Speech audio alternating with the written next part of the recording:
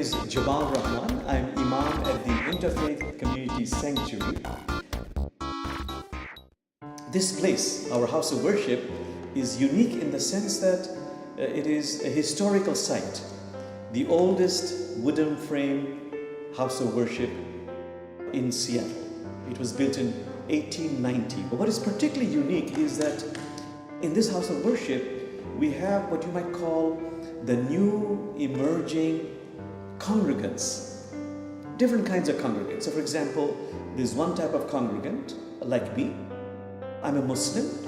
I'm rooted in one tradition, Islam, but I am open to the beauty and wisdom of other traditions.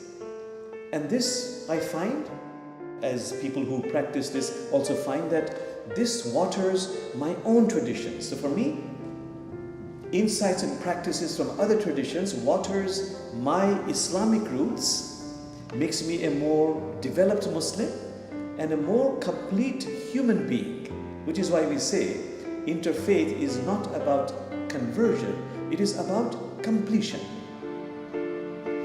Then we have another category of congregants who call themselves spiritual but not religious.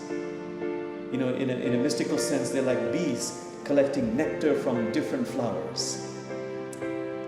None of the above.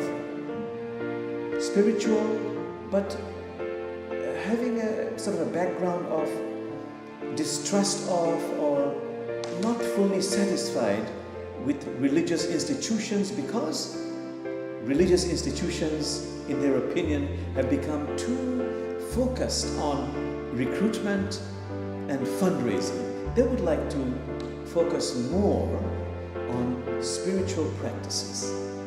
And in that category, we have people who are focused on a particular tradition or no tradition. We have people, a small number, who say, I have not one religion, I have two religions.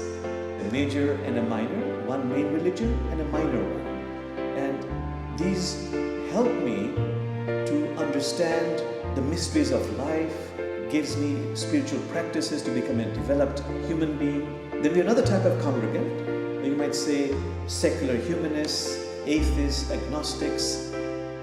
I think that they have deep faith in spirituality, in God even. They simply call God by a different name. They call God justice, truth, compassion, humanity. So anyhow, we have different kinds of congregants, and these are the new emerging types of congregants in America. Our main goal, no matter what the congregant's belief system, is that can we be of assistance in two or three things. Number one, can we in community help one another to evolve into the fullness of our being? Can we become a more complete, a more developed person, where we have done the work or continuing to do the work of transforming our ego, opening up our heart, so that, and this is the other area we focus on, we can be of authentic service to God's creation. So in our community, we have created opportunities for being of service. For example, homelessness, being involved in environmental issues, or in projects dealing with fundraising for programs overseas. There's a project called the Ethiopia Project. There's another project where we fundraise for a medical clinic in Bangladesh. And we've had people who actually have gone to those countries, become aware of what the needs are and how we can not only fundraise, but learn from what is happening in those villages, in those remote areas, and how we can be of authentic help. So, to summarize, our community focuses on personal development, in how we can be of service, because being of service, it fulfills our purpose for being who we are on planet Earth. And the third area is, we know that we urgently, desperately, truly need community, each one of us, to help us become more evolved, to be of authentic service to others, to creation. And then as we grow older, as we enter into the twilight of our lives, we also need, again I say desperately, community. Just as it requires a village to raise a child, it really requires a village to have a good death, a good passage. We explore among ourselves, what does it mean to have an authentic community? We help one another in the creation of what we call a circle of love. And for each one of us, the needs are different.